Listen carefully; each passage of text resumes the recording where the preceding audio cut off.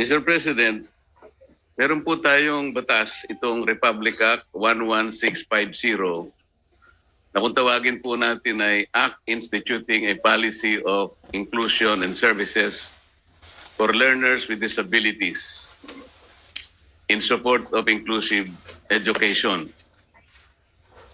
Sangayon po sa Section 13 itong batas na ito, Mr. President,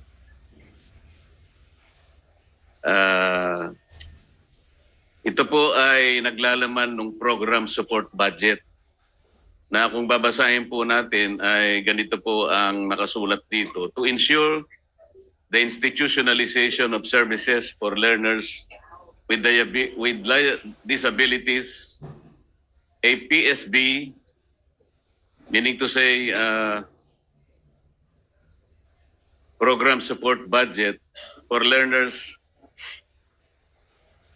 shall be included as a line item in the general appropriations of the DepEd. I'd like to find out, Mr. President, dito po sa ating pinag-uusapan o kinukonsider na 2026 budget, particularly on DepEd, meron po bang line item ang PSB, Mr. President? Sangayon po sa itinatakda ng batas na ito. I'm gonna look into it, Mr. President. Right now, I'm not aware of that line item in our NEP, Mr. President, but I'll going to look into it, Mr. President. Kasi po, Mr. President, napansin ng representasyon na ito na meron po tayong budget for learning materials for learners with disabilities. Pero wala pong specific line item allocation, halimbawa, doon sa child fine system. Ito po ay napaka-importante, Mr. President, kasi kung wala naman itong child fine system, hindi rin po natin malulocate o ma-identify kung ilan po yung mga mag-aaral natin na merong disabilities sa buong bansa, kung nasa ang eskwela po sila. At hindi rin po natin malalaman kung ilan ang mga naka-enroll sa mga eskwelahan. So mahihirapan po tayo kahit na alam natin na napaka-importanting masuportahan po natin lahat.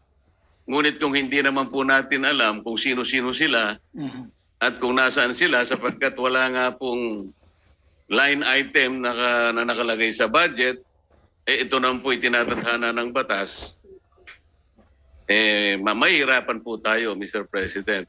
This representation tried since last week to inquire from the LBRMO kung talaga pong nakapaglagay ang DepEd ng line item ayon po sa itinatadhana ng batas. Ngunit hanggang ngayon po ay mukhang sila'y nahihirapan din na tingnan mula sa DepEd. Parang wala nga po, Mr. President. Mr. President, meron po.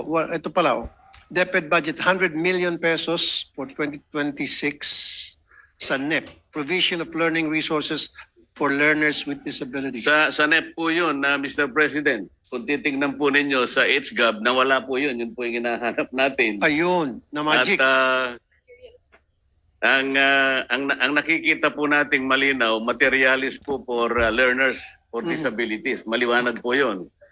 Ngunit kung ang pag-uusapan natin para malocate po natin, nasaan po lahat ang mga mag-aaral po nating may disabilities, wala po tayong magagamit na pantustos dyan sapagkat wala po yung child fine system. Hindi lamang po yun, Mr. President. Sana'y nagkakamali po ako pero wala rin po yung hiring of specialists for diagnosis and assessment of LWDs and the prescription of appropriate intervention.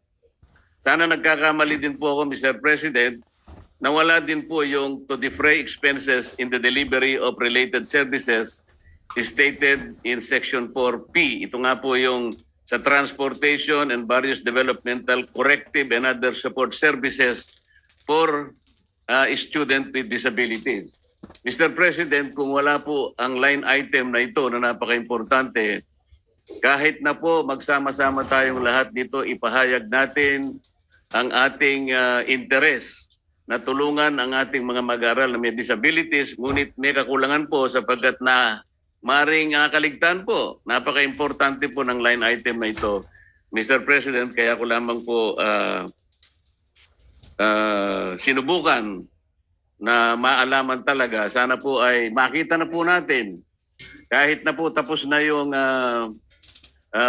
individual amendments, Mr. President, siguro po ay ang representasyong ito isusulat sa ating chairman para sa ganon makahanap pa po tayo ng fiscal space. Nakita ko po kasi yung opisina po ng PCO na nagka-doble-doble po yung paglalagay po nila ng gastusin tungkol sa pag-uos natin ng ASEAN. Binabalak ko po na meron po akong dinrap na sulat, baka sakaling doon po natin makita. Kung sakasakaling, ito pong tatlong items na ito ay talagang hindi na ilagay na line item sa ating na kinukonsider for 2026, Mr. President. Maraming salamat po, Mr. President. Maraming salamat. Thank Mr. you. Sponsor. Thank you. Mr. President, I would like to thank the Senator from Tarlac for raising that issue, and I promise, Mr. President, to my colleagues that after this, I would confer with the chairman, committee chair sa Public Health at saka sa DSWD as well as Finance Committee Chair para pag-usapan ito yung mga budget na karapat-dapat para matugunan itong mga pinag-usapan natin dito. Tulad sinabi nga ni Senator Marcoleta na walang saysay itong pinag-usapan natin paano tayo susuporta dito sa mga magagandang programa natin pamalaan kung nawawala naman daw yung budget at wala naman daw sa NEP, if correct me if I'm wrong. So that has to be addressed right away. Thank you for that, for being a keen observant on that matter, the good senator from Tarlac. Maraming salamat po, Mr. President. Thank you, Mr. President. Mr. President, I move that the speech of the gentleman from Isabela and Davao, Senator Tulfo, together with all the interpellations, be referred to the Committee on Health and Demography. I so move. So referred. Oh, same topic, Mr. President. So I move. I withdraw my motion, Mr. President, so that the good Senate President may also weigh in on the. No, in fact, Mr. President, I was going to support your motion, but I wanted to know where you would want to refer the speech of the gentleman, Senator Tulfo. It was to the Committee on Health and Demography, sir. Okay, because Would you want an additional reference yes, Mr. or President, referral? I filed Senate Bill 194. It was last July. This is an act recognizing difference in neurodevelopment, upholding the rights of neurodivergent people, and instituting a national care and support plan for neurodiversity. Now, it was referred to the Committee on Social Justice and the Committee on Health secondarily. So may I know if that is the proper thing to do on this particular speech? Would it be health or social justice first? May I ask for a minute suspension, Mr. President, just to make sure we check Session the is rules. suspended.